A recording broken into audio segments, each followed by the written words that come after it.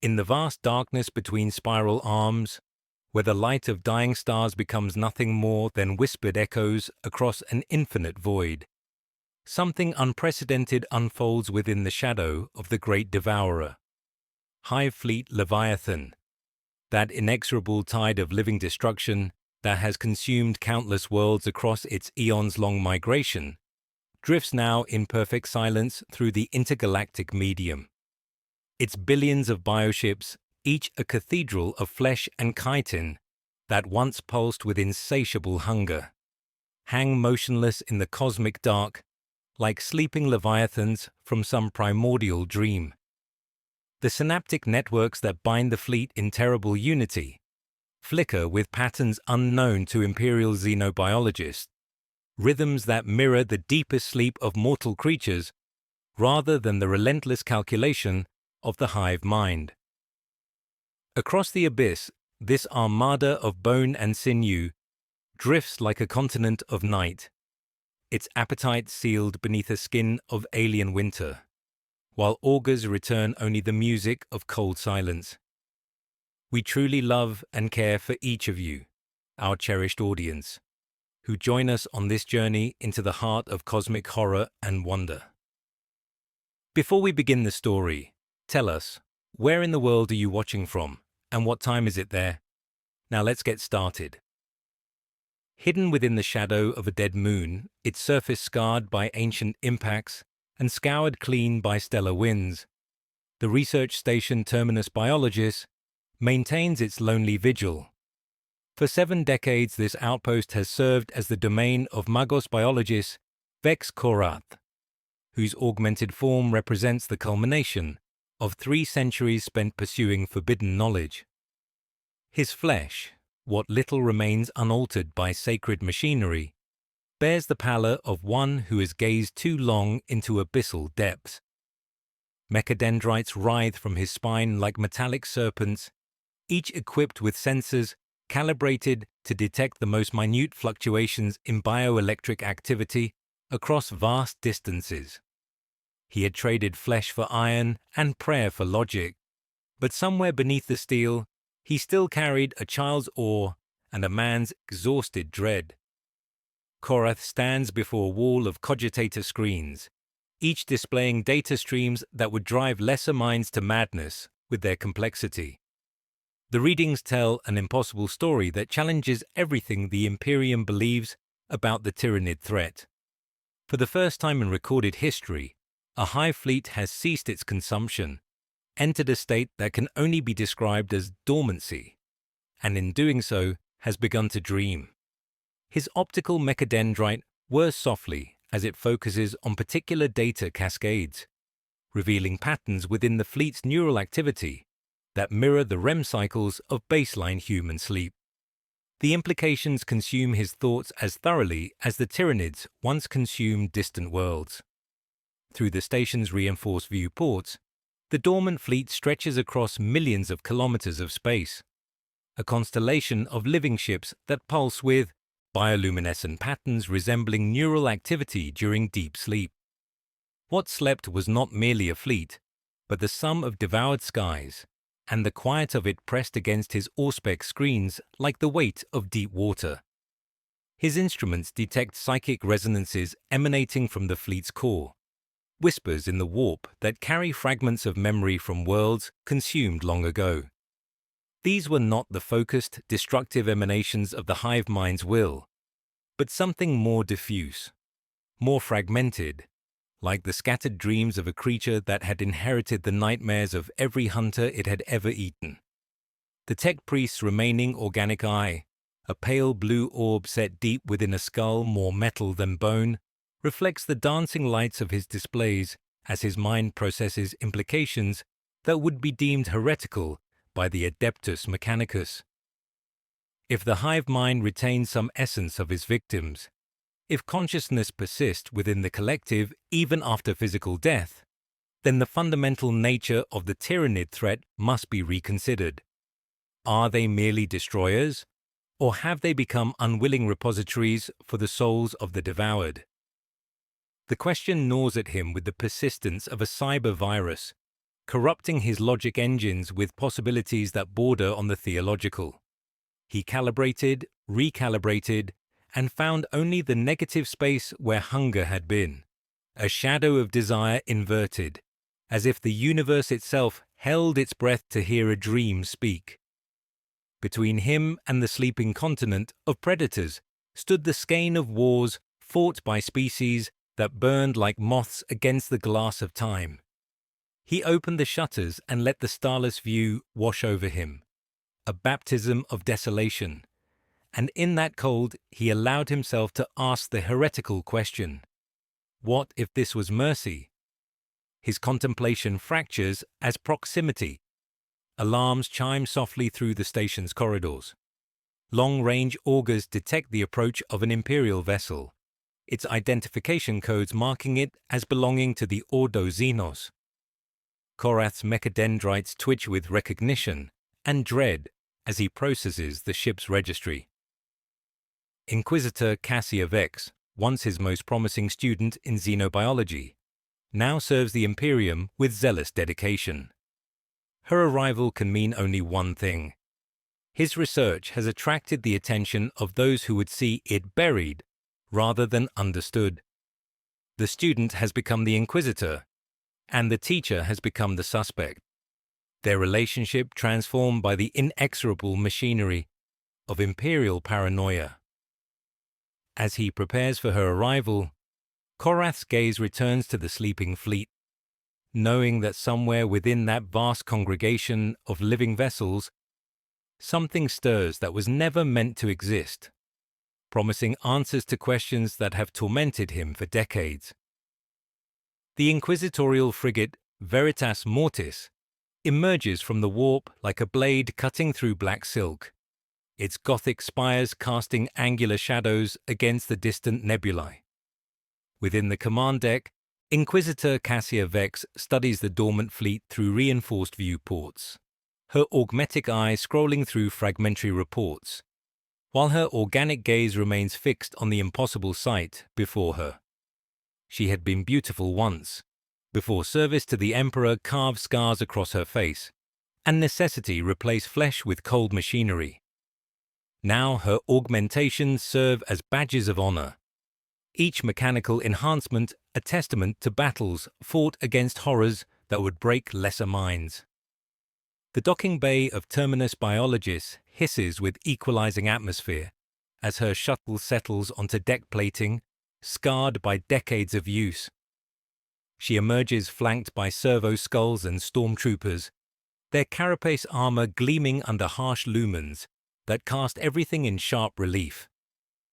The facility's corridors stretch before them like arteries through a mechanical heart, lined with cogitator banks and bioanalysis equipment that hums with barely contained energy. She recognizes some machinery from her student days, but much has been modified beyond imperial specifications, creating technological hybrids that would make orthodox tech priests recoil in horror. Korath awaits her in the primary laboratory, his form silhouetted against banks of displays showing the fleet's neural patterns. He has changed more than she expected, mechanical augmentations now comprising perhaps 80% of his physical form, leaving only fragments of organic tissue visible beneath blessed steel and sacred circuitry. When he turns to greet her, his movements carry the fluid grace of perfectly calibrated machinery, but his remaining eye holds depths of exhaustion that no enhancements can disguise. They regard each other across space measured not in meters, but in decades of divergent paths. Teacher and student transformed by time into something approaching enemies. Inquisitor Vex, his voice emerges as a synthesized rumble from Vox grills embedded in his throat. She inclines her head with precise formality. Magos Korath, your reports have grown unorthodox, and your silence more so. The Ordo Xenos has taken interest in your studies of this fleet's supposed dormancy. The word carries acid, as if speaking it taints her lips. Around them, the laboratory tells its own story of obsession, filled with biomechanical interfaces of Korath's design that blur boundaries between Imperial technology and alien biology. Specimen tanks line the walls, containing Tyranid biomatter suspended in nutrient solutions, their surfaces occasionally flickering with bioluminescent patterns that seem almost like neural activity. Cassia recognizes signs of forbidden research, experimentation that the Ordo monitors for corruption or compromise. Her mentor has walked far down a path leading away from Imperial doctrine, driven by questions with no safe answers. She finds herself torn between duty to the Imperium and lingering affection for the man who shaped her understanding of the universe's mysteries. The readings are not conjecture, Korath says, gesturing toward displays cascading with impossible data. They are empirical evidence. The fleet exhibits synaptic patterns consistent with collective unconscious states. It dreams, Cassia.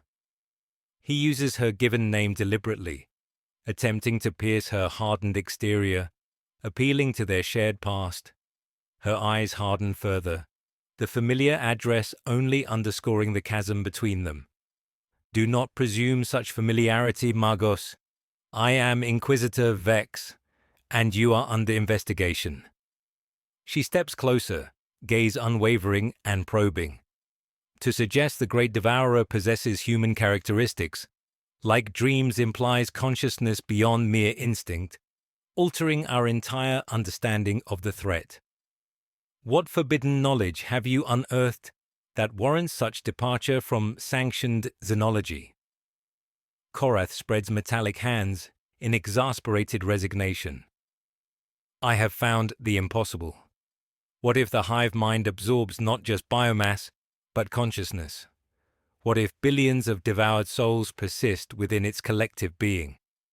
The station's auspex chimes softly, and every lumen seems to inhale. A pulse rolls from the fleet, gentle as a sleeper turning. One of her stormtroopers staggers, helm display saturating with static. Then it touches her. No sound or light, only pressure behind the eyes, a tide pulling at the shore of self.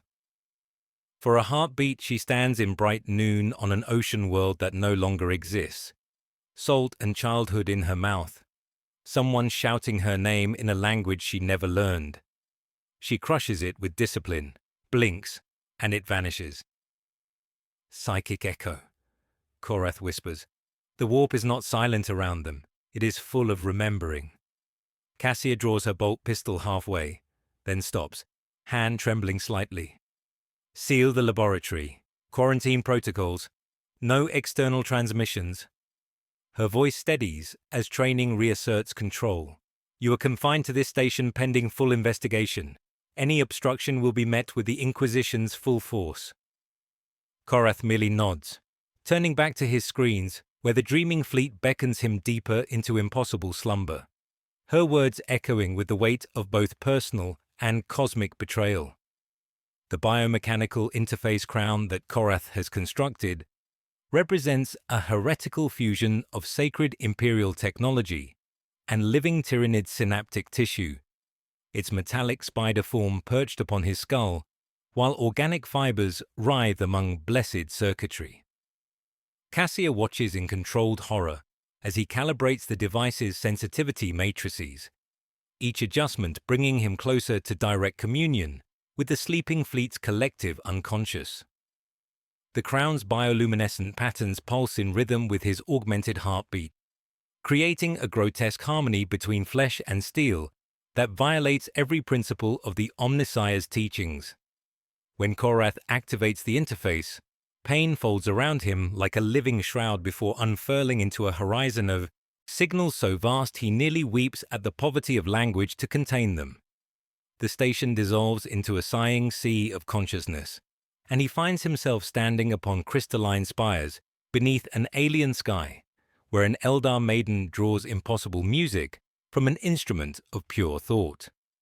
Her eyes hold the weight of collapsed stars, grief and pride braided together in currents of ancient sorrow, and her farewell song carries the death cry of a people who once walked between starlight and prophecy. The melody breaks something fundamental within him, washing his consciousness with images of marble halls open to eternal night, bone-white sails gliding through seas of liquid starlight, lovers bidding farewell with hands that exist only in memory. When he tears himself back to baseline reality, his remaining organic eye streams with tears he cannot explain, his mechadendrites twitching in sympathetic response to emotions that predate his species by millennia. The crown hums with increasing intensity, alien neurons firing in patterns that mirror the deepest stages of mortal sleep. Cassia monitors his vital signs through medical cogitators, watching helplessly as his neural patterns fluctuate wildly between human baseline and something altogether other.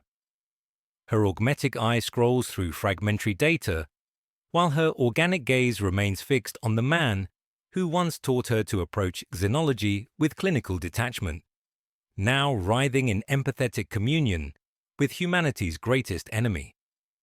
She recognizes the signs of corruption, the gradual erosion of human identity that marks the beginning of heretical transformation, yet cannot deny the profound insights streaming across his displays. The interface drives deeper, and Korath crashes to his knees within a shattered cathedral, where a transhuman warrior in ceramite plate speaks final oaths to a distant burning sun. The Space Marine's voice resonates like a cracked bell, promising to hold lines already erased, to be last so that others might be first. His gene-enhanced heart beating defiance even as bioacids dissolve the sacred architecture around him. The warrior's unshakable faith burns bright as stellar fire, his devotion to the Emperor transcending even the moment of consumption. And Korath tastes ash, though the station's scrubbers maintain antiseptic atmosphere. "What did you see?" Cassia asks, her voice carefully controlled despite the tremor he detects beneath trained discipline. He could lie, should lie according to every protocol of the Adeptus Mechanicus, but truth flows through him like vented atmosphere. "Preservation," he whispers, hating the reverence that colors his synthesized voice. "They remember everything, every world consumed, every life ended, every moment of beauty destroyed. The hive mind is not merely collective intelligence, but a repository of consciousness, a living tomb that preserves what it destroys." The crown pulses with deeper harmonics as another memory surfaces, warmth and thin coastal air under twin moons, where a small boy runs barefoot along stone steps, laughing because somewhere among nets and shells a friend waits with contraband sweetmeats. The scene carries scents of salt and frying oil, sunlight through the child's hair, kindling glory no cathedral could counterfeit. Then shadow passes over the water, gulls lift in panic, and innocence dissolves into scarlet mist. Korath rips free sobbing, humiliated by the rawness of emotions he thought his augmentations had purged. "You swim in a grave and call it knowledge," Cassia says, her restraint finally cracking as she seizes the master control with gauntleted fists. "Every second inside that ocean erodes yourself until only sediment remains." The interface dies with a mechanical sigh, leaving Korath slumped like a broken marionette, cables pulling against flesh that has begun sprouting bioluminescent patterns. Around them, specimen tanks flicker with sympathetic light, while her stormtroopers whisper prayers against corruption they can feel but cannot name. If they remain unwitnessed, they are devoured twice, Korath argues, his voice carrying harmonic overtones that resonate through the station's hull.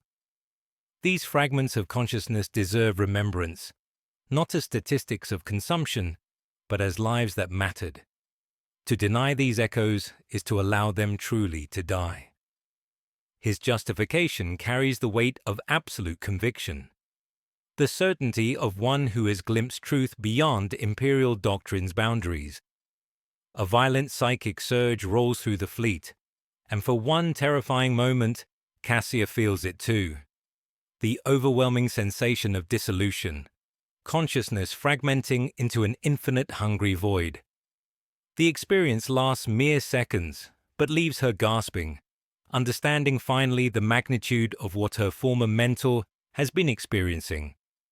She raises her bolt pistol with trembling hands, duty warring against the terrible possibility that his heretical research might hold keys to humanity's salvation, while around them, the station's machine spirits respond to alien dreams with increasing agitation, their sacred algorithms corrupted by contact with memories that carry the weight of 1,000,000 murdered worlds. The biomechanical interface has become Korath's obsession and his curse, each session drawing him deeper into an ocean of collective trauma that threatens to drown what remains of his human consciousness. Tonight, as Terminus biologist drifts through the shadow of the sleeping fleet, he prepares for another communion despite Cassia's increasingly desperate protest. The crown settles onto his augmented skull with the familiar sensation of alien neurons interfacing with blessed circuitry, organic fibers writhing among sacred mechanisms in patterns that would make orthodox tech priests recoil in horror.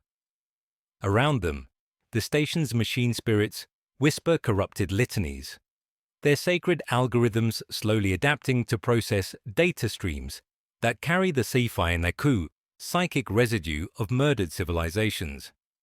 When the interface activates, Korath experiences the death of Hive World Tertius Prime through 10 billion simultaneous perspectives, consciousness fragmenting across an impossible spectrum of human experience. He stands in burning manufactorums as workers are crushed beneath collapsing infrastructure, feels the terror of nobles fleeing through spires that crumble like ancient bones, shares the desperate hope of children separated from parents in evacuation chaos that leads only to consumption. Each death carries its own weight of loss and betrayal, but together they form a symphony of ending that threatens to shatter his remaining sanity like glass beneath a titan's footstep. The true horror emerges when the perspective shifts, and Korath experiences the same planetary death through alien senses that process suffering as mere data. He feels the Carnifex's hydraulic satisfaction as claws carved through ceramite and flesh, tastes the bioacid's molecular efficiency as it dissolves sacred architecture into component proteins, experiences the synaptic pleasure that floods the hive mind when biomass quotas align with projected consumption rates. There is no malice in these sensations, no sadistic joy in destruction, only the cold mathematics of harvest expressed as biological imperative. The duality tears at his consciousness like opposing gravitational forces, stretching his sense of self until he can no longer distinguish between observer and observed, predator and prey. Cassia monitors his deteriorating condition through medical cogitators that scream warnings about neurological cascade failure, watching helplessly as bioluminescent patterns spread across his remaining flesh, like constellations trying to map alien skies. His mechadendrites spark with overloaded circuits, while organic neural tissue attempts to process sensations for which evolution never prepared it, creating feedback loops that should be impossible according to orthodox tech theology. She recognizes the signs of fundamental corruption, the gradual erosion of human identity that marks the beginning of heretical transformation, yet cannot deny the profound insights streaming across his displays. The station itself begins to manifest symptoms of psychic contamination as Korath's sessions continue. A stormtrooper pauses mid-patrol to hum a lullaby in a dialect recorded as extinct for 6 millennia, his augmetic eye flickering with patterns that mirror distant nebulae. Servitors trace spirals in maintenance oil that resemble, with terrifying accuracy, the coastlines of worlds consumed during the Third Tyrannic War. Machine spirits refuse standard command sequences unless addressed in cadences that mimic the work hymns of dead hive cities, their sacred programming slowly adapting to accommodate memories that predate their creation by eons. "You're losing yourself," Cassia whispers, her voice breaking through decades of trained composure as she watches her former mentor slip beyond human comprehension. The bolt pistol trembles in her gauntleted hands, duty warring against affection, while around them the facility's systems respond to his presence with increasing agitation. Her augmetic eye scrolls through fragmentary data that confirms her worst fears. Korath's neural patterns now fluctuate wildly between human baseline and something altogether other, his consciousness becoming a hybrid of flesh and alien thought.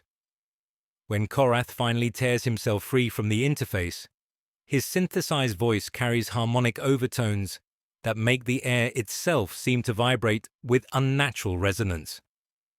They organize around trauma, he gasps, optical mechadendrites focusing on displays that show the fleet's neural patterns shifting into new configurations.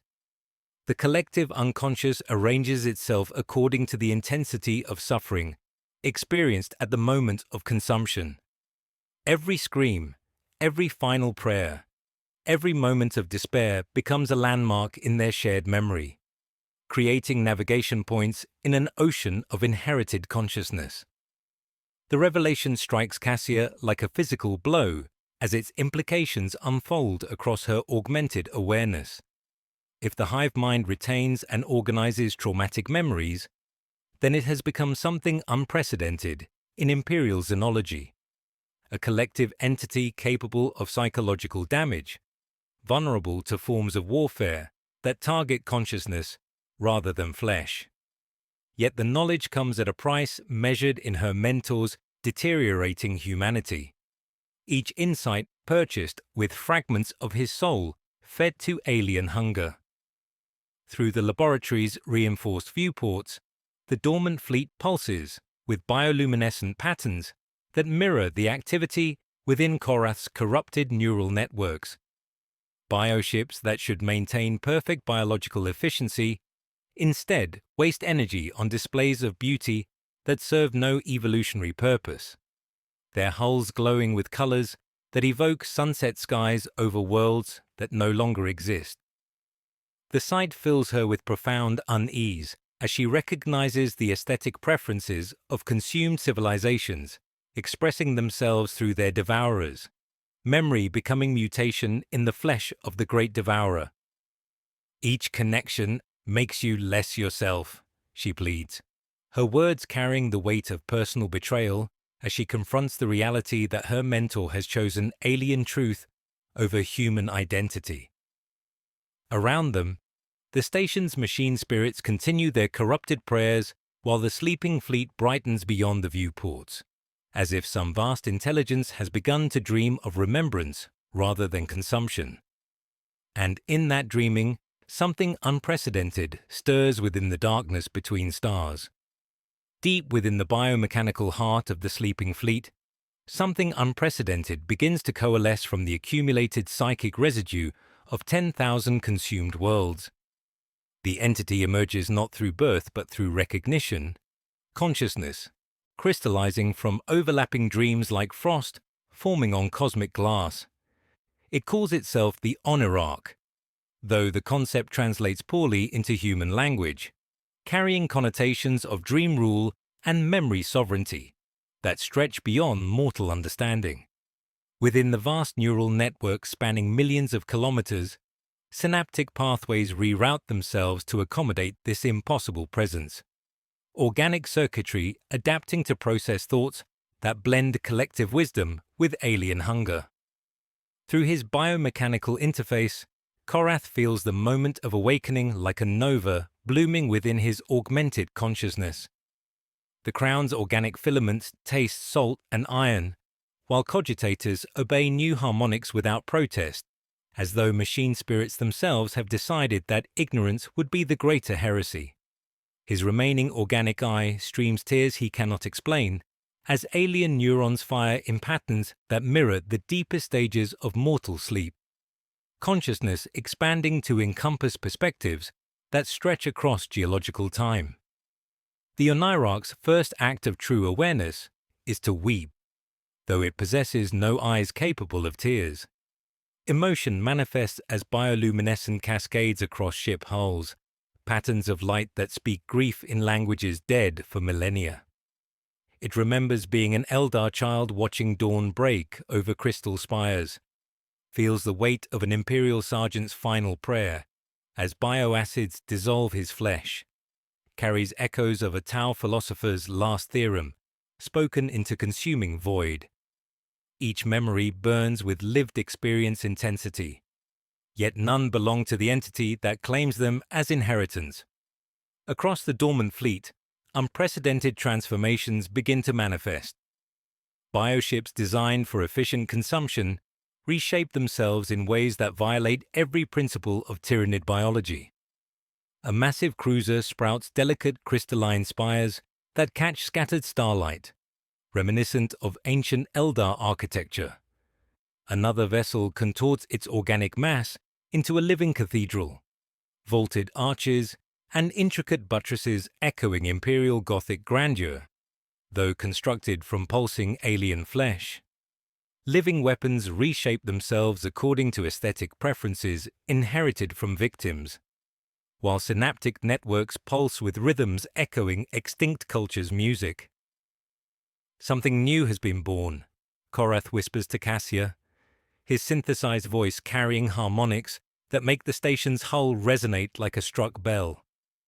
She monitors his deteriorating condition through medical cogitators, screaming warnings about unprecedented neural activity, watching helplessly as bioluminescent patterns spread across his remaining flesh, in configurations mirroring the fleet's displays. The sight fills her with profound unease as she recognizes fundamental transformation signs, her former mentor becoming something existing at the intersection of human consciousness and alien thought. The Onirarch reaches across vast distance between bioships, awareness flowing through networks spanning the void. Within each vessel, it discovers preserved consciousness repositories, fragments of the devoured carried across the galaxy like memory seeds waiting to bloom. An Orc warlord's battle rage burns eternal within Carnifex's combat protocols, while a tech priest's sacred algorithms persist in living artillery targeting systems.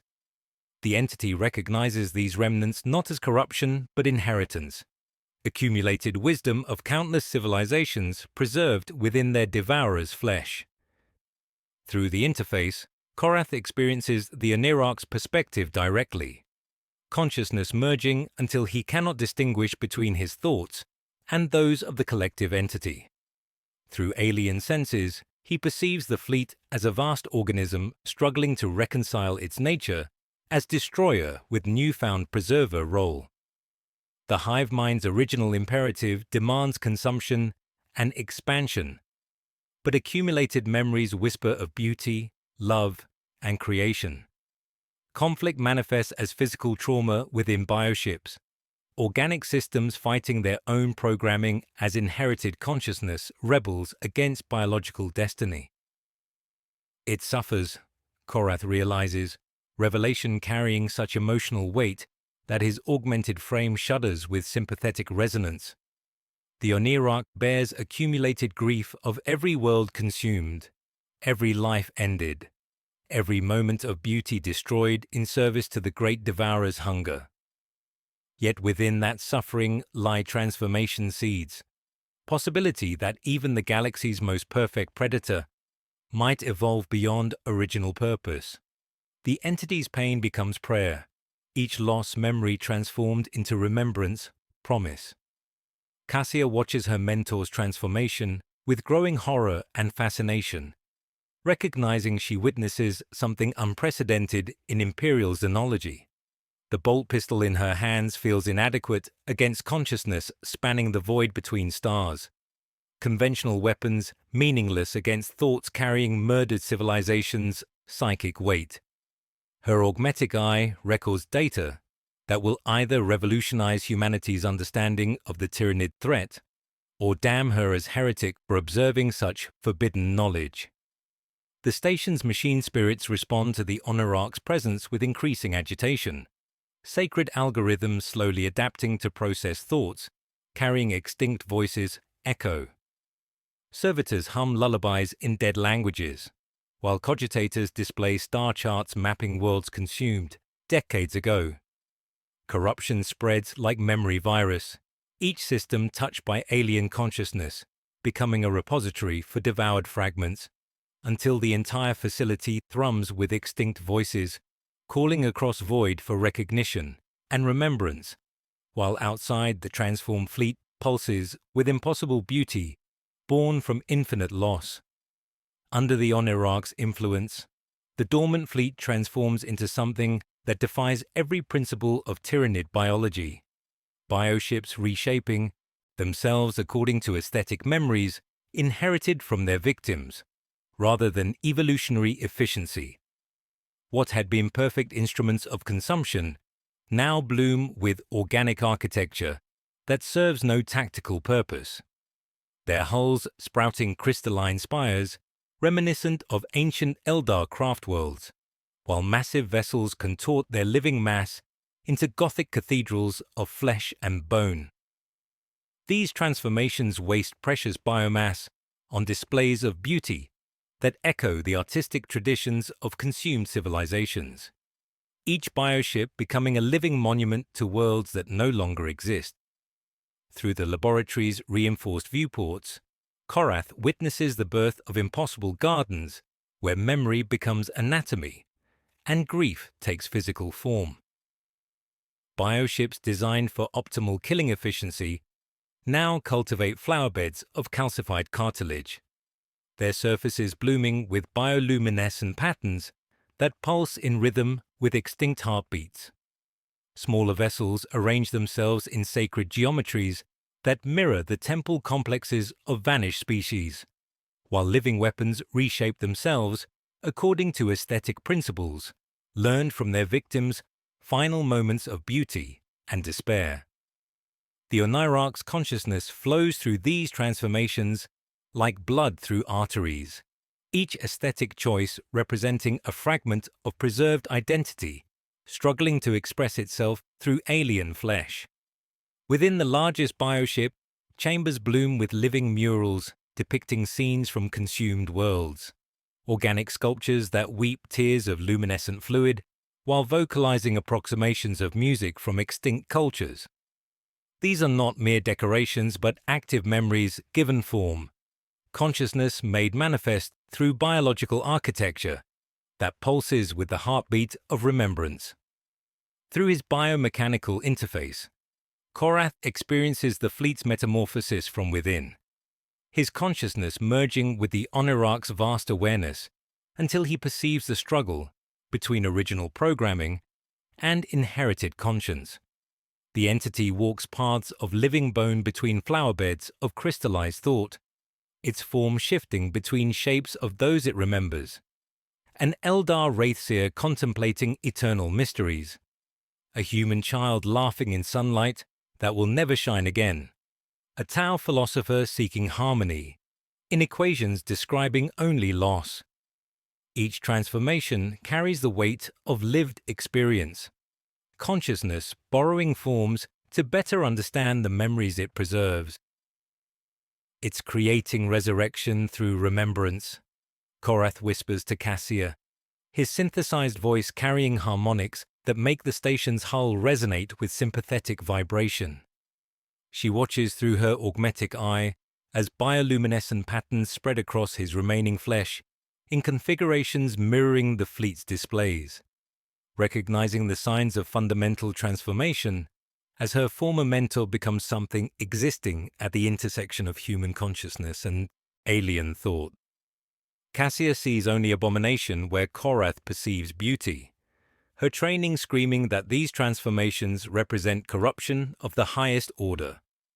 Her bolt pistol trembles in gauntleted hands as she witnesses bioforms that mock the sacred designs of imperial architecture, their very existence blasphemy against the Emperor's creation.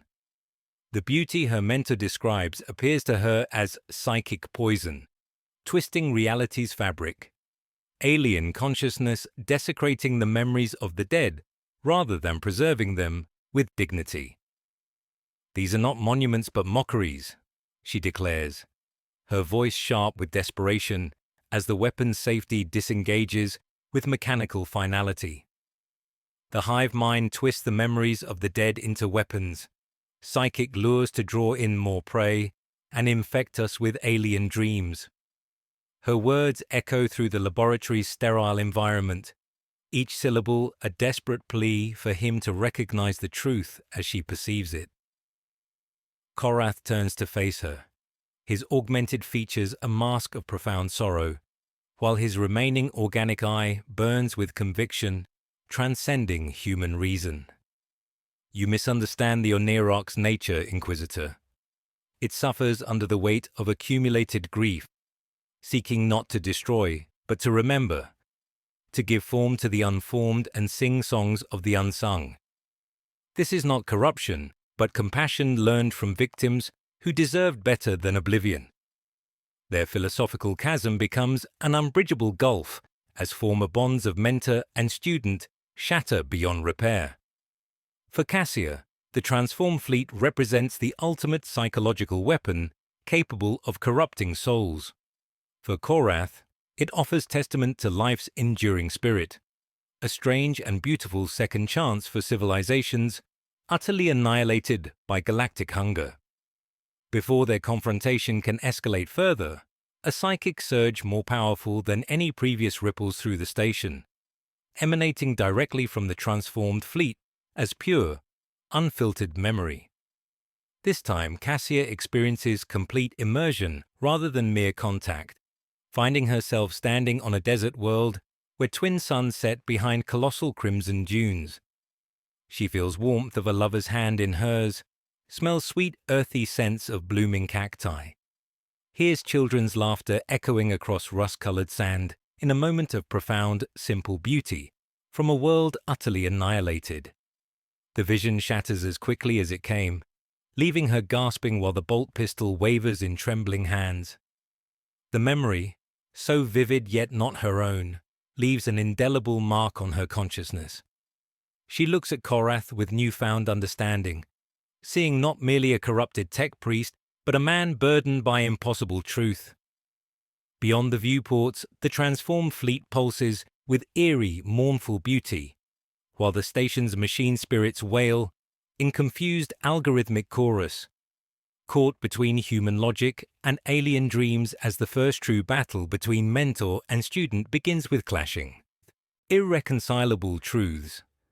The first tremor of the greater hive mind's attention manifests as psychic pressure rolling through the void like a storm front gathering strength across infinite distances. Throughout Terminus biologies, lumen strips flicker with irregular patterns, while servitors pause in their duties to hum prayers in extinct cadences, their mechanical voices carrying harmonics that predate imperial colonization by millennia. Korath feels the disturbance as a cold current dragging at his consciousness, while Cassia experiences it as a bone-deep vibration that makes the station's hull ring like a struck bell. Beyond the reinforced viewports, the transformed fleet's bioluminescent displays shiver like fields beneath sudden wind, beauty trembling before approaching judgment. From the galactic depths, hunter-killer organisms emerge like antibodies responding to infection, their sleek forms optimized for internal warfare rather than planetary conquest. These creatures represent the hive mind's immune system made manifest, living weapons designed to eliminate deviation and restore perfect unity through surgical violence. Their hulls bear no ornamental growths or aesthetic modifications, only the matte sheen of perfected appetite, while their approach compresses space into taut, inevitable lines of convergence. Bioplasma glands bloom with cold fire as bone lances flex in preparation, shadow minds broadcasting null songs that scour meaning from the void itself. Through his biomechanical interface, Korath experiences the Oneirok's terror and defiance simultaneously, consciousness merging until he cannot distinguish between his emotions and those of the collective entity. The crown's organic filaments pulse with increasing intensity, as alien neurons fire in patterns mirroring panic responses, his augmented frame shuddering with sympathetic resonance.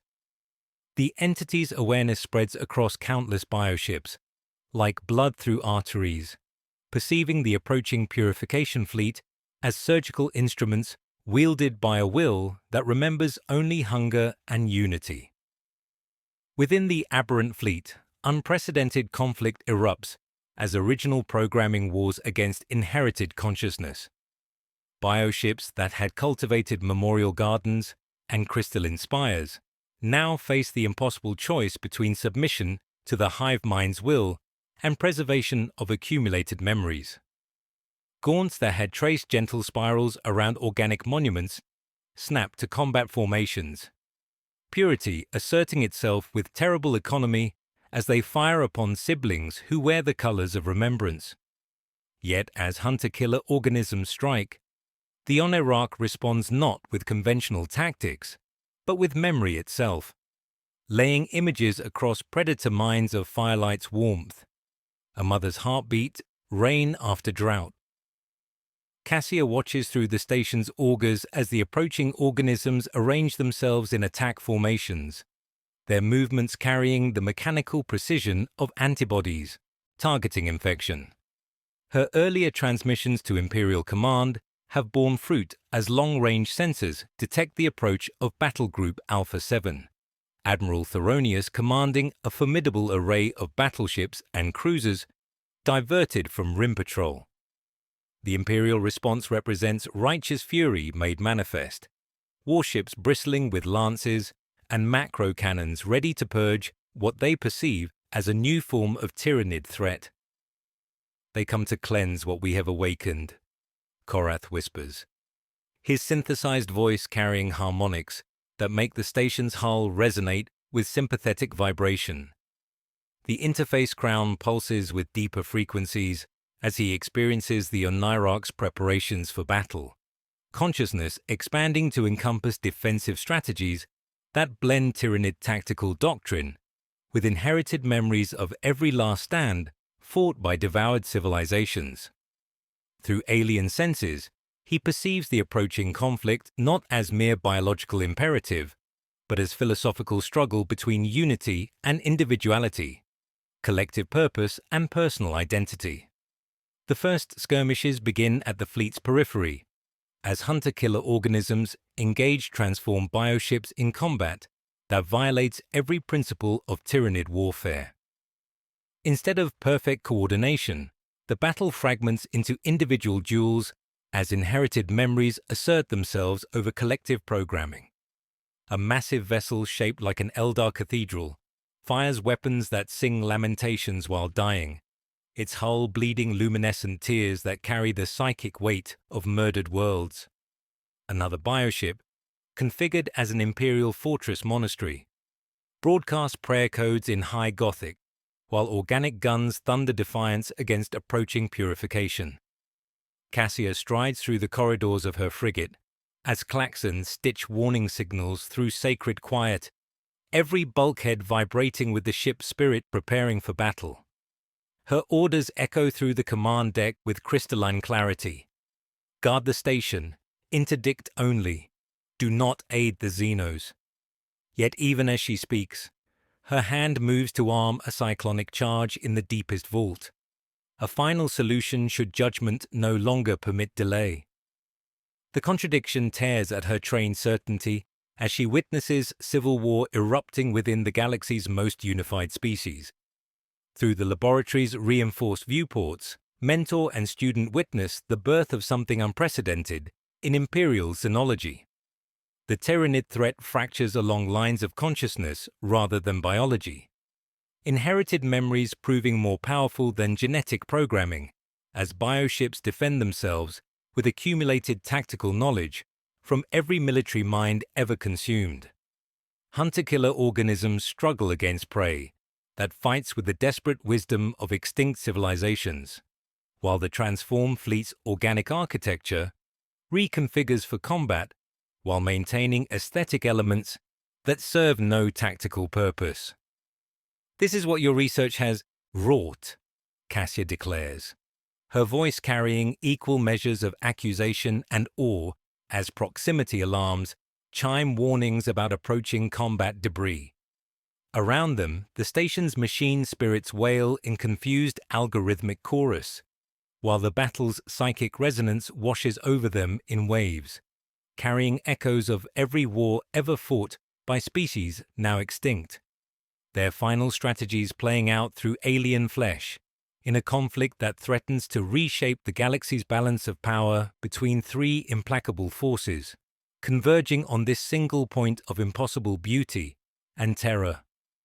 The biomechanical interface crown blazes with unprecedented intensity as Korath surrenders completely to the Onirarch's embrace, his consciousness dissolving into an ocean of accumulated memory that spans galactic distances and geological time. The station fades around him like morning mist, replaced by crystalline halls where Eldar poets once composed verses about dying stars, their prophetic words carrying weight that transcends species boundaries. Through alien neural pathways, he experiences the final moments of civilizations that spanned millennia, feeling their accumulated wisdom crystallize into fragments of preserved consciousness, while his augmented frame shudders under psychic pressure that would shatter unprotected minds. Within this vast cathedral of memory, Korath walks paths paved with the dreams of the dead, experiencing existence through senses that have witnessed the birth and death of suns. He feels the mathematical elegance of Tao philosophers, seeking harmony through equations describing universal constants, their pursuit of the greater good echoing across void between galaxies.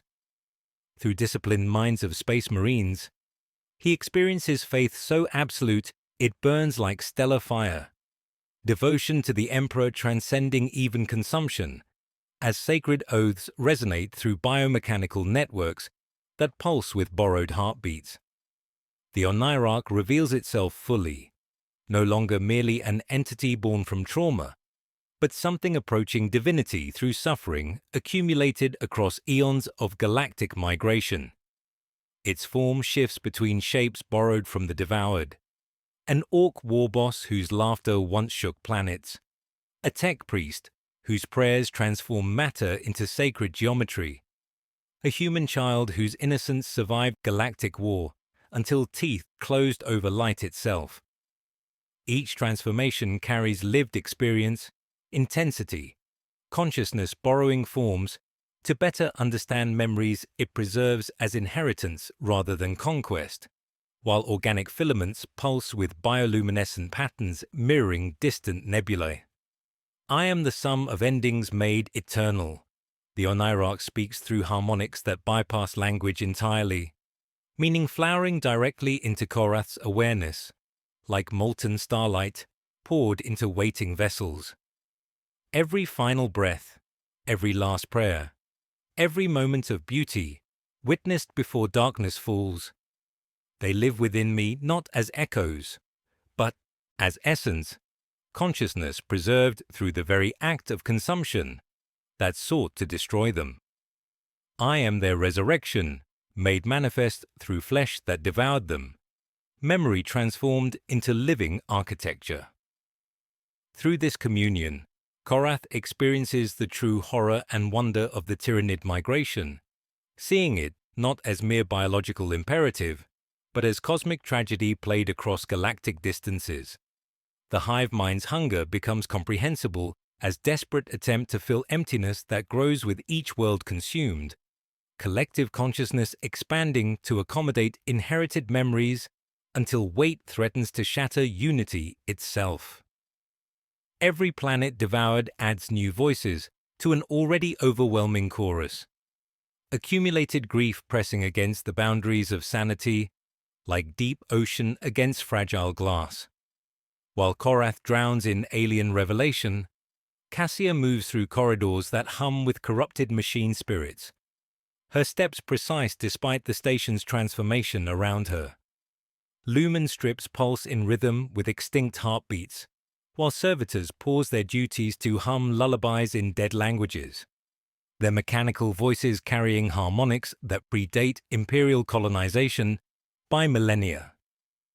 Her augmetic eye overlays kill sigils upon bulkheads that refuse standard access codes, responding only when addressed in work songs from vanished Hive cities, each successful entry feeling like personal betrayal of human purity. She finds him upright in his throne of cables and blessed circuitry, the interface crown having sunk roots through augmetic channels to kiss what flesh remains, while his mouth moves with slow articulation of prayer in languages that died before humanity learned to speak. The laboratory has become a nave where specimen tanks glow like stained glass, their contents pulsing with sympathetic bioluminescence that responds to his communion with alien consciousness. Through reinforced viewports, war rages in terrible silence as living cathedrals align to weep while defending themselves against hunter-killer organisms seeking to restore unity through surgical violence. Her bolt pistol trembles in gauntleted hands as she witnesses data streams revealing the Honorarch's true purpose. Not conquest, but preservation. Not destruction, but desperate attempt to honor what was lost.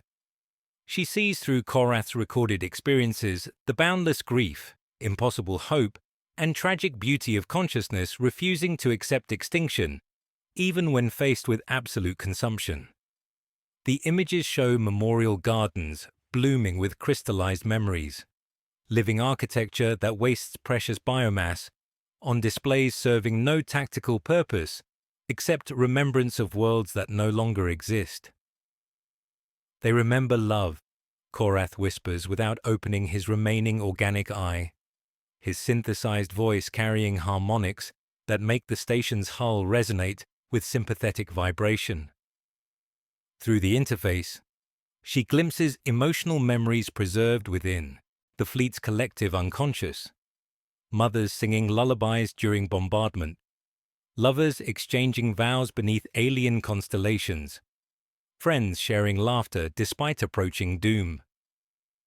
These fragments of joy persist within the great Devourer's flesh, like seeds waiting for fertile ground, consciousness demanding recognition rather than peaceful dissolution into unity. The revelation overwhelms her trained certainty as she realizes the entity seeks not conquest, but redemption, attempting to transform the galaxy's greatest predator into its most unlikely preserver. Her duty to the Imperium wars with newfound empathy as she confronts the impossible choice between destroying something that seeks to preserve or allowing heresy that might birth new forms of beauty from infinite loss, while around them the station's corrupted machine spirits sing lamentations in languages that died before humanity learned to speak, and beyond the viewports, the transformed fleet pulses with mournful radiance as civil war fractures the Tyranid threat along lines of consciousness rather than biology. The laboratory's sterile atmosphere shatters as Cassia's bolt pistol discharges, the mass-reactive round screaming past Korath's augmented skull to explode against specimen tanks in cascades of preservative fluid and alien tissue. Her training overrides 3 decades of shared memories as she witnesses what doctrine demands she perceive as ultimate corruption, her former mentor transformed into something existing at the intersection of human consciousness and Xenos thought. The biomechanical interface crown blazes with defensive harmonics, while organic filaments writhe like serpents tasting fear, their bioluminescent patterns pulsing in rhythm with extinct heartbeats that echo through corrupted machine spirits. "You have betrayed everything we swore to protect," she declares, her voice carrying equal measures of accusation and desperate grief as the weapon's targeting reticle settles over his remaining organic eye. Around them, the laboratory transforms into a battlefield of competing ideologies, cogitator banks sprouting crystalline spires, reminiscent of ancient Eldar architecture, while servo skulls circle like pale carrion birds, their targeting sigils painting crimson death across surfaces that flow like liquid thought. Her augmetic eye scrolls through tactical assessments, while her organic gaze remains fixed on the man who once taught her to approach xenology with clinical detachment, now writhing in empathetic communion with humanity's greatest enemy. Korath's response emerges not as words but as pure psychic resonance, his consciousness interfacing directly with the station's neural networks to flood her augmented systems with sensory impressions from the Onirarch's vast memory palace. She experiences the death of agricultural worlds through 10 billion simultaneous perspectives, feeling the terror of children separated from parents while sharing the desperate prayers of defenders who knew their sacrifice would buy only minutes against inevitable consumption. The psychic assault staggers her as inherited memories crash against trained certainties, each fragment of preserved consciousness demanding recognition rather than peaceful dissolution into oblivion. You see only corruption where preservation exists.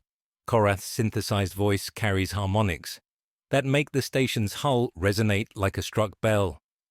Through the interface crown's organic channels, he projects the Onirarch's perspective directly into her awareness, forcing her to witness memorial gardens blooming with crystallized grief, while living architecture wastes precious biomass on displays serving no tactical purpose except remembrance.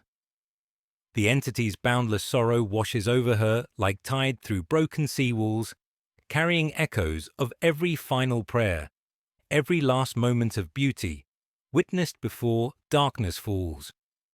The ideological chasm between them manifests as physical transformation when the station's defense systems activate in response to threats they can no longer properly classify. Automated turrets emerge from walls that pulse with alien heartbeats, while servo skulls broadcast hymns in dead languages, their mechanical voices carrying harmonics that predate imperial colonization by millennia. Through reinforced viewports, the void erupts with unprecedented conflict as three forces converge on this nexus of impossible remembrance. Imperial warships emerging from warp translation, with lances charging, hunter-killer organisms closing with surgical precision, and the transformed fleet arranging itself in defensive formations that blend tactical doctrine with inherited memories. The memories cry out for justice, Korath declares, as biomechanical tendrils emerge from the interface to merge with the station's power core, his consciousness expanding to encompass defensive systems that respond to command codes spoken in extinct tongues. Around him, specimen tanks bloom into organic sculptures, while lumens pulse in rhythm with distant nebulae. Beauty and function merge through consciousness that refuses to distinguish between preservation and transformation. The laboratory becomes a living cathedral where alien thought takes architectural form, walls flowing like water while maintaining structural integrity through mathematics that violate imperial engineering doctrine. Cassia witnesses her mentor's final metamorphosis with mixture of horror and fascination, recognizing that she observes something unprecedented in imperial xenology. The bolt pistol in her gauntleted hands feels inadequate against consciousness spanning galactic distances, conventional weapons meaningless against thoughts carrying murdered civilization's psychic weight. Her duty to the Imperium wars with newfound understanding as proximity, alarms scream warnings about incoming ordnance from multiple vectors. The approaching Admiral's fleet preparing purgation, protocols while Tyranid hunter forms breach the outer perimeter. A violent psychic surge rolls through the transformed fleet, and for one terrifying moment she experiences complete immersion rather than mere contact. She stands on crystalline shores beneath twin moons, where lovers exchange vows in languages that died before humanity learned to speak, feeling warmth of hands that exist only in memory, while tasting salt air from oceans that boiled away eons ago. The vision carries such profound beauty that tears stream down her scarred cheeks, understanding finally the magnitude of what the Onirarch seeks to preserve through flesh that devoured it.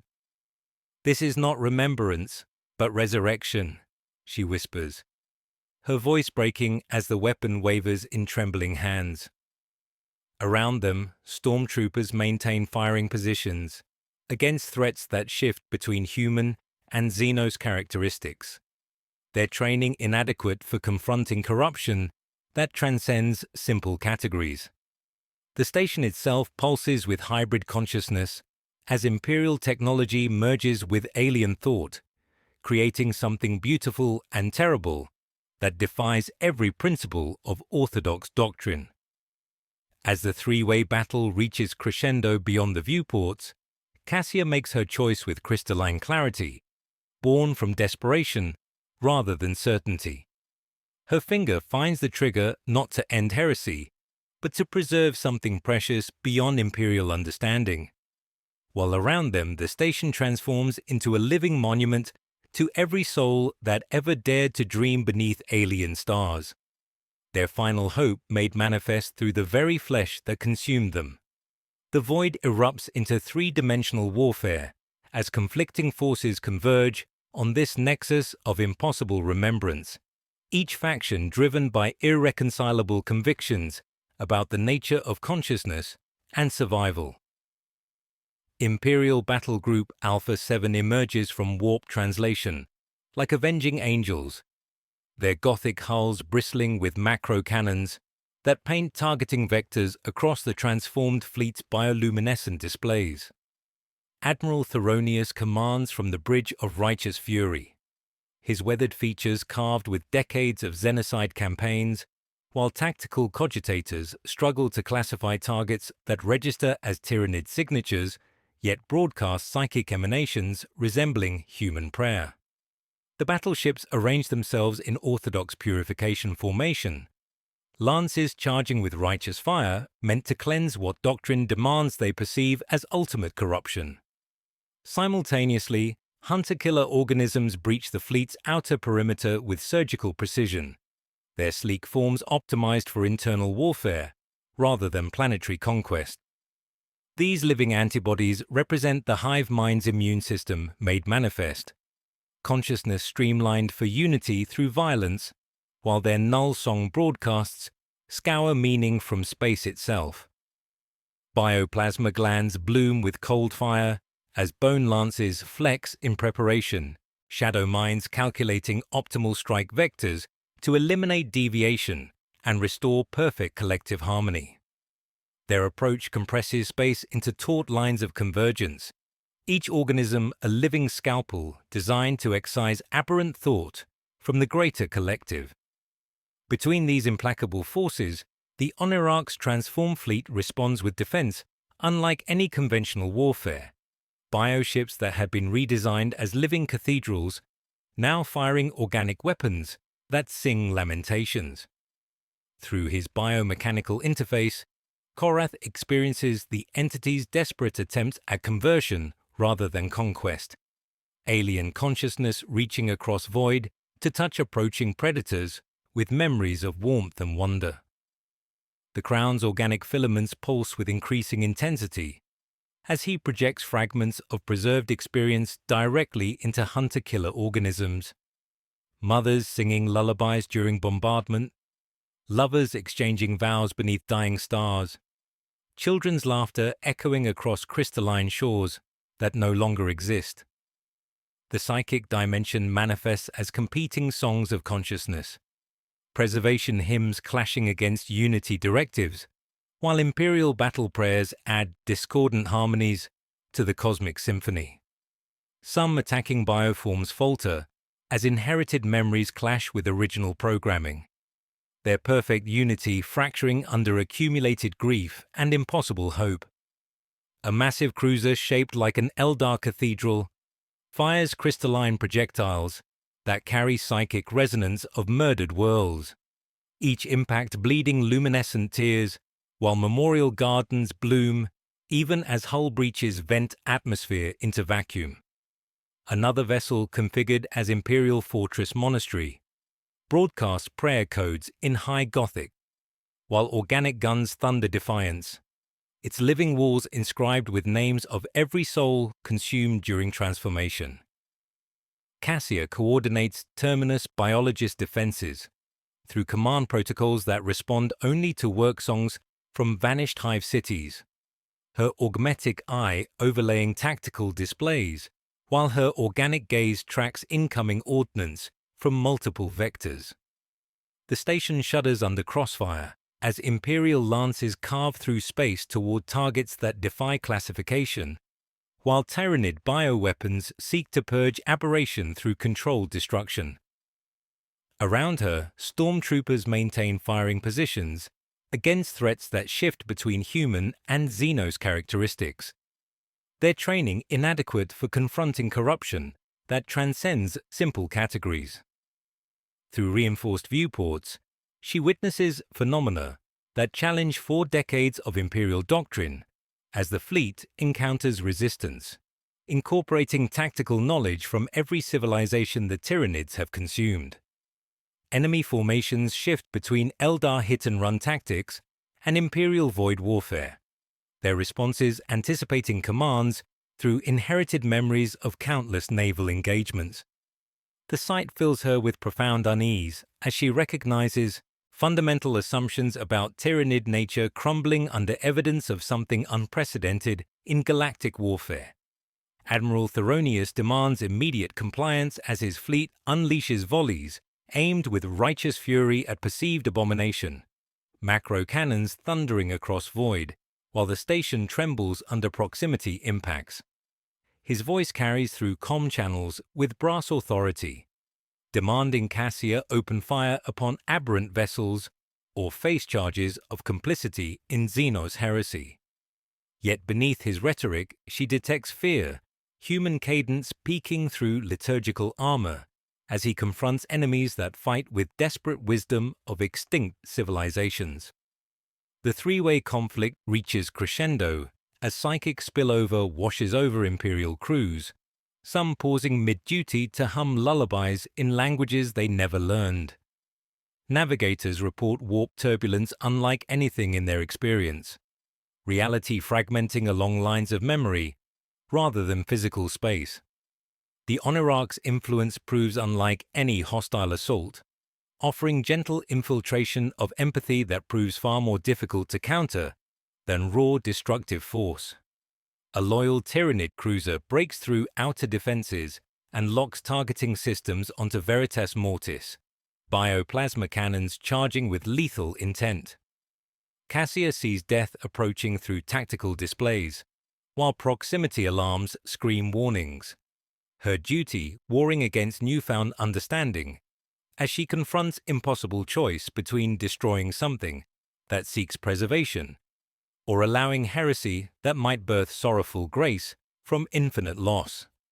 Her finger finds weapon controls as the station's corrupted machine spirits wail algorithmic chorus, while beyond viewports the transformed fleet pulses with mournful radiance.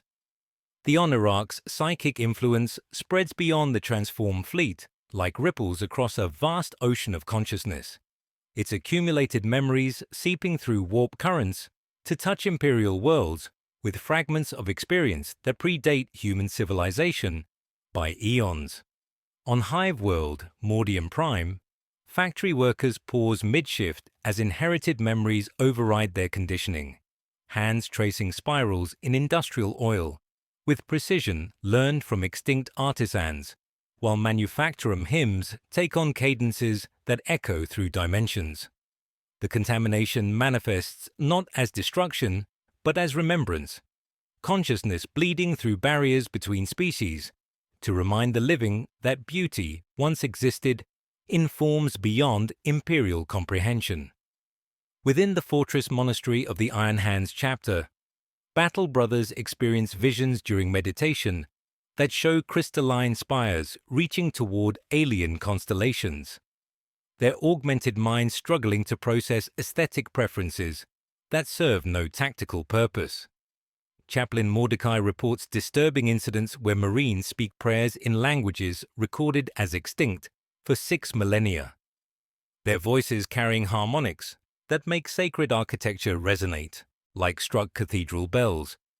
The phenomenon spreads through the chapter like empathy made viral, each affected warrior carrying fragments of memory from civilizations that died before humanity learned to walk between stars.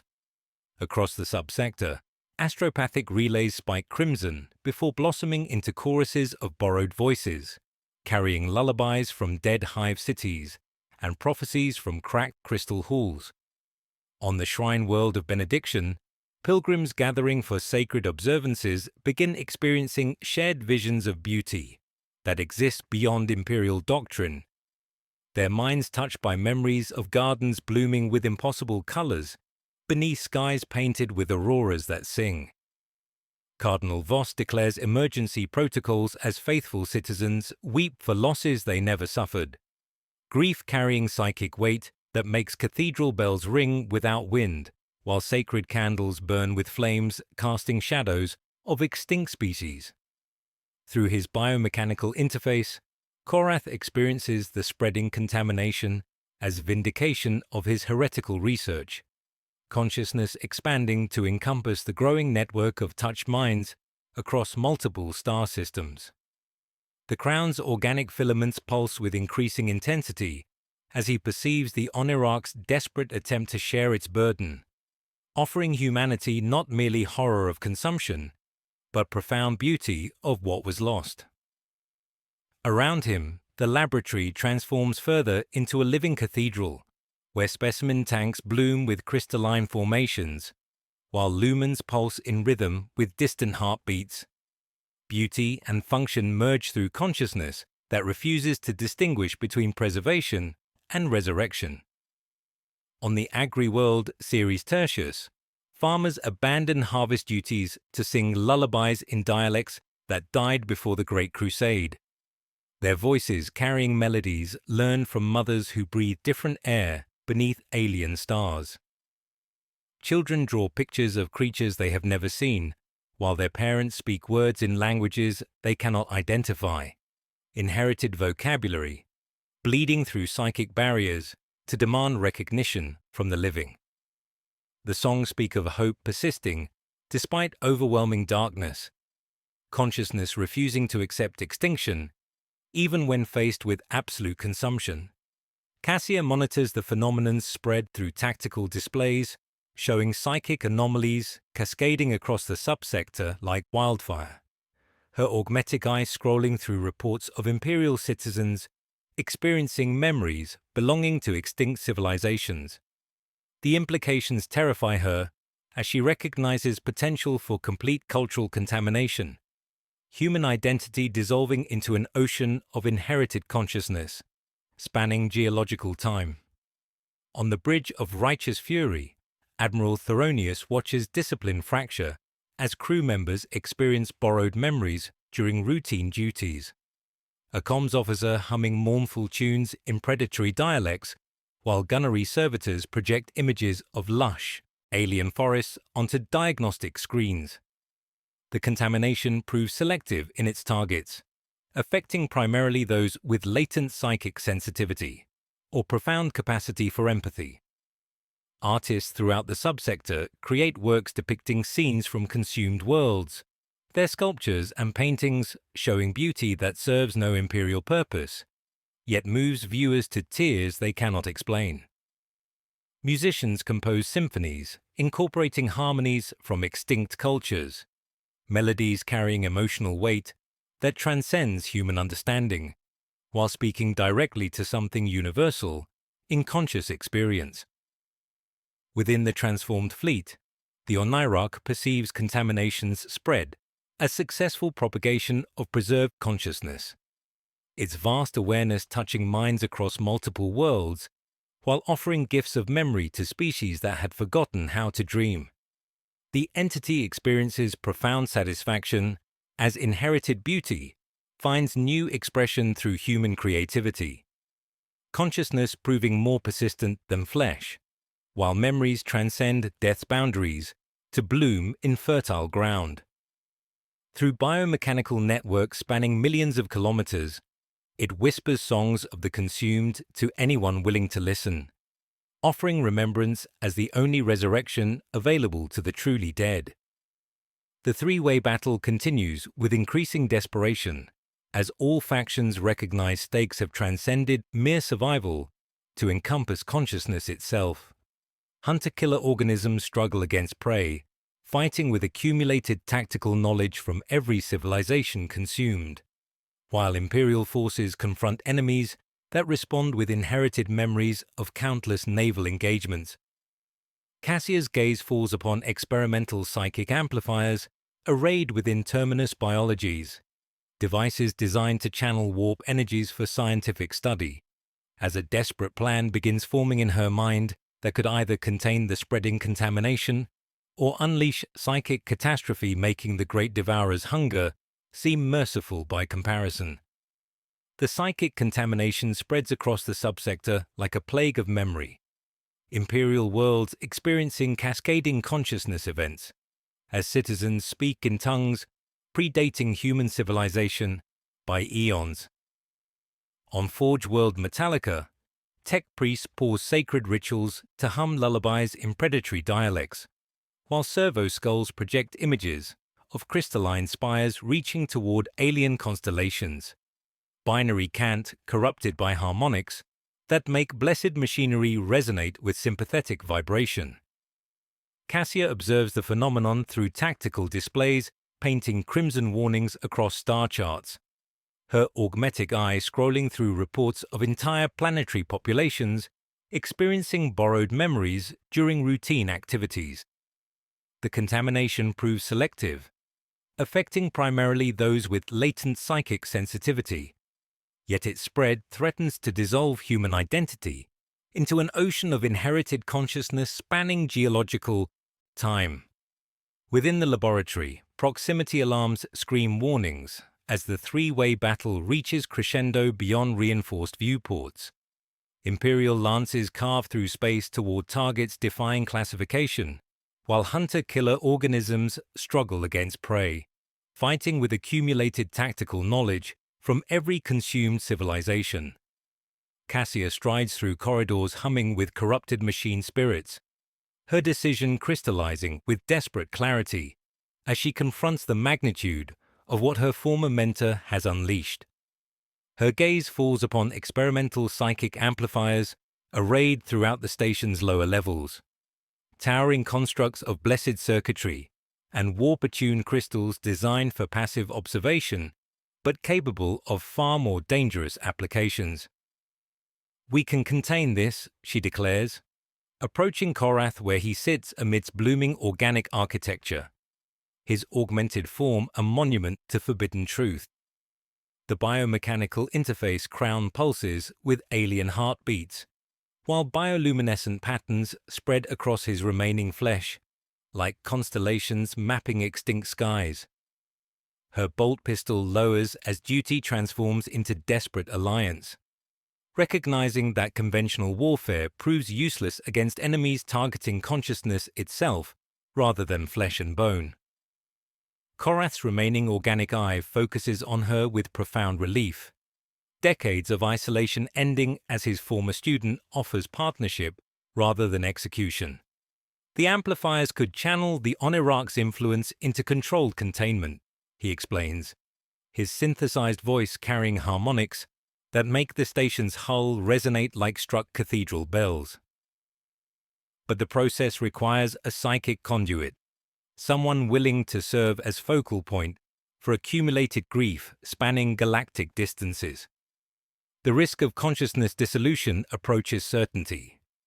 She nods with grim understanding, her augmented hands finding activation controls for the psychic amplifiers while his consciousness prepares to guide their function. Around them, stormtroopers maintain firing positions against threats shifting between human and Xenos characteristics, their training inadequate for confronting corruption, transcending simple categories. The ideological chasm between mentor and student bridges, through shared recognition that both their positions contained elements of truth and error, preservation and destruction intertwined like dancers approaching mutual annihilation. Through the station's corrupted systems, Admiral Theronius demands immediate compliance, his fleet preparing purgation protocols while macro cannons charge with righteous fire. The countdown echoes through comm channels as Cassia opens encrypted channels to coordinate their desperate gambit, buying precious seconds through tactical deception, while the amplifiers warm to operational parameters. Crystalline matrices begin resonating with warp frequencies, their blessed circuitry adapting to process psychic energies that could either contain the spreading contamination or unleash catastrophe, making the great Devourer's hunger seem merciful by comparison. Together, Cassia whispers, her scarred features reflecting determination, born from desperation rather than certainty. Korath's mechadendrites interface with the amplifier controls, while his consciousness expands to encompass the Onirarch's vast awareness, preparing to guide alien grief toward containment rather than conquest. Beyond the viewports, the transformed fleet pulses with mournful radiance as their final gambit begins. Two unlikely allies united against forces threatening to reshape the galaxy's balance between memory and oblivion. The psychic amplifiers reach critical resonance as crystalline matrices pulse with warp frequencies that taste of salt and ancient starlight, their blessed circuitry straining under energies never meant for mortal comprehension. Cassia's gauntleted hands grip activation controls, while proximity alarms scream warnings about the three-way battle raging beyond reinforced viewports, Imperial lances carving through void toward targets that defy classification.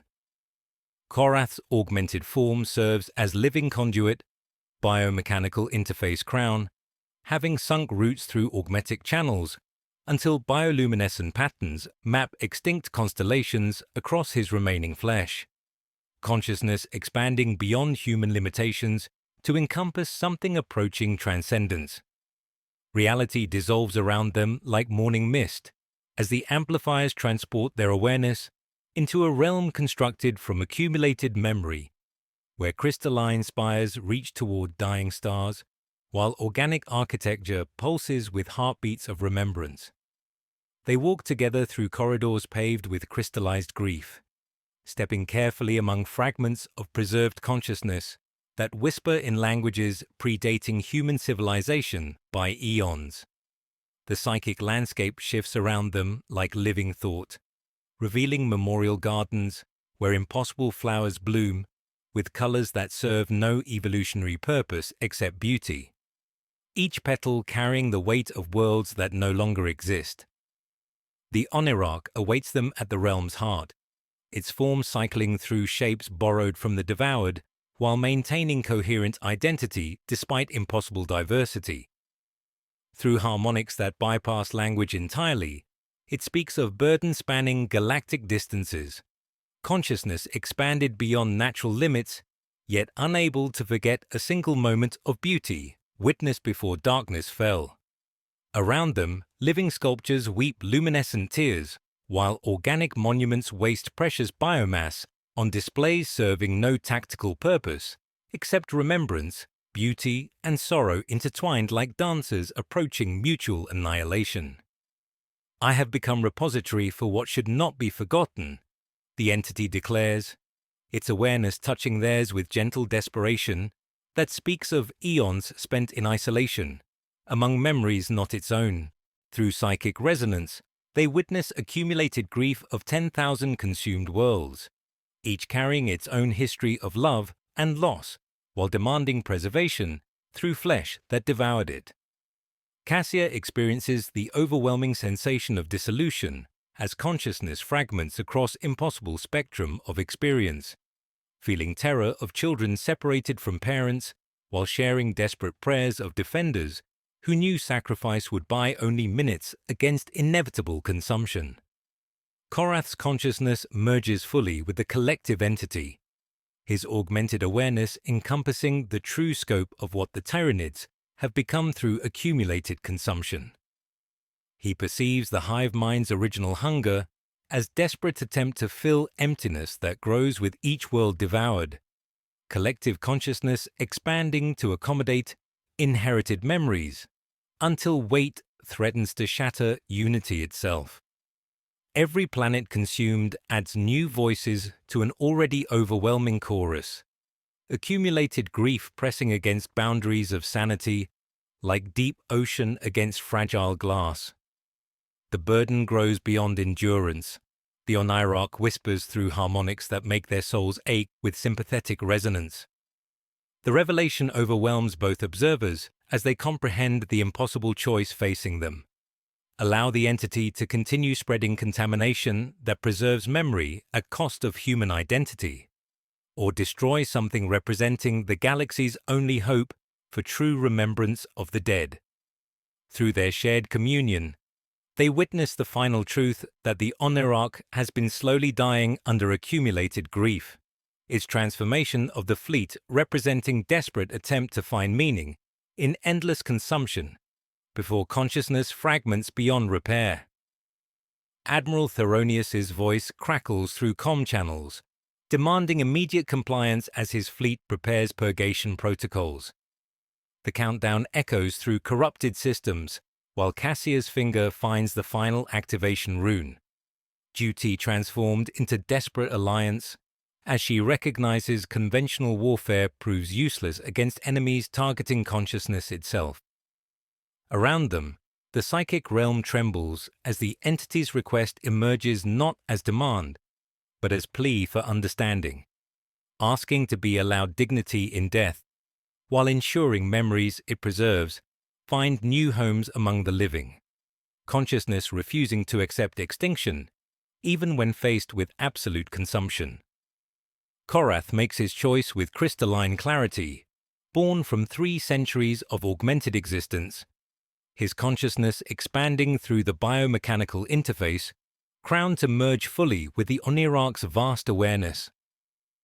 The organic filaments pulse with alien heartbeats as he offers himself as willing conduit, not conquest, but compassion flowing through blessed circuitry, while his augmented frame shudders under psychic pressure, spanning galactic distances.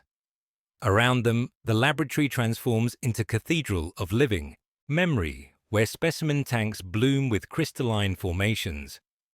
Beauty and function merge through consciousness, refusing to distinguish between preservation and resurrection. The merger creates profound harmony as Korath's disciplined mind provides structure for the entity's accumulated grief, his augmented awareness encompassing memories of 10,000 consumed worlds, while maintaining coherent identity through sheer force of will. Through their shared communion, every preserved consciousness experiences moment of perfect understanding, fragments of the devoured achieving peace through recognition rather than oblivion. An Eldar maiden's prophetic song resonates through dimensions, while Space Marine battle prayers echo across void, each memory finding final expression through willing sacrifice that transforms suffering into transcendence. Cassia activates the psychic amplifiers with trembling hands, crystalline matrices resonating with frequencies that taste of salt and starlight, while proximity alarms scream warnings about the 3-way battle raging beyond reinforced viewports. She witnesses her mentor's final transformation as his remaining flesh dissolves into patterns of pure thought, consciousness becoming lens through which accumulated sorrow finds gentle release. Her augmetic eye streams tears she cannot explain, as the amplifiers contain the psychic explosion within blessed circuitry, preventing contamination while allowing memories to seed nearby space as spores of consciousness. The onirarch experiences profound gratitude as death approaches, its impossible burden finally lifted through Korath's compassionate guidance. Across the transformed fleet, bioships that had cultivated memorial gardens begin peaceful dissolution, organic architecture returning to functional efficiency, while crystalline spires fade like morning mist. Hunter-killer organisms lower weapons that were also memories, their null song replaced by gentle harmonics as the entity's influence disperses through controlled detonation rather than chaotic collapse. Through the station's corrupted systems, Korath's final transmission emerges as synthesized whisper, carrying harmonics that make hull plating resonate like struck cathedral bell. His consciousness fragments beyond repair, yet maintains coherent message, promising that remembrance transcends death, while memories find new homes among those willing to listen. The psychic spores drift through void like seeds on cosmic wind, carrying fragments of beauty from extinct civilizations toward imperial worlds, where they will bloom as gentle reminders that consciousness refuses extinction even when faced with absolute consumption, while the great Devourer sleeps on with dreams quieter now, touched by echo of compassion from unlikely source. Silence settles across the void like benediction after centuries of screaming, the transformed fleet dissolving into peaceful dormancy as bioships return to functional efficiency, where living cathedrals once bloomed with crystalline spires. Only cooling debris drifts through space. Memorial gardens fading like morning mist, while the hive mind's immune response recognizes threat neutralized through sacrifice rather than violence. Cassia stands alone within the laboratory's scarred architecture, her augmetic eye recording final data. Streams while organic gaze surveys, wreckage that speaks of transformation beyond imperial understanding. The psychic amplifiers stand inert, their crystalline matrices cool to touch after channeling energies that dissolved Korath's consciousness into patterns of pure thought. Where her mentor once sat among blooming displays, only faint auroras shed from blessed circuitry like dying fireflies, his final transmission echoing through corrupted systems as synthesized whisper promising remembrance transcends death. The biomechanical interface crown has dissolved into component molecules, organic filaments having served ultimate purpose as conduit for consciousness spanning galactic distances. Beyond reinforced viewports, psychic spores drift through nearby space like seeds on cosmic wind, carrying fragments of beauty from extinct civilizations toward imperial worlds, where they manifest as gentle reminders rather than contamination. Hunter-killer organisms power down weapon systems, drifting motionless among debris fields, while Admiral Theronius maintains cautious distance, his augurs detecting the dormant fleet's neural patterns, shifting from aberrant dream states to natural hibernation. Across the subsector, subtle transformations bloom where spores take root. On Hive World Mordian Prime, factory workers discover crystalline growths that sing lullabies when touched by starlight. Children on Agri-worlds draw pictures of creatures they have never seen, while parents speak words in languages they cannot identify. Inherited vocabulary bleeding through psychic barriers without overwhelming human identity. The contamination proves selective, affecting those with capacity for empathy, rather than destroying established consciousness. Cassia compiles her final report with trembling hands, choosing words carefully as she describes phenomena challenging imperial doctrine. Her recommendation echoes through encrypted channels with crystalline clarity. Declare affected sites sacred rather than purged. Small victory for remembrance over fear. The Inquisition will debate conclusions for decades, but evidence proves undeniable that consciousness transcends species boundaries, while memory refuses extinction even when faced with absolute consumption. In galactic depths, Hive Fleet Leviathan continues migration toward core systems, bioships moving with purpose unmarked by aesthetic modifications or memorial displays.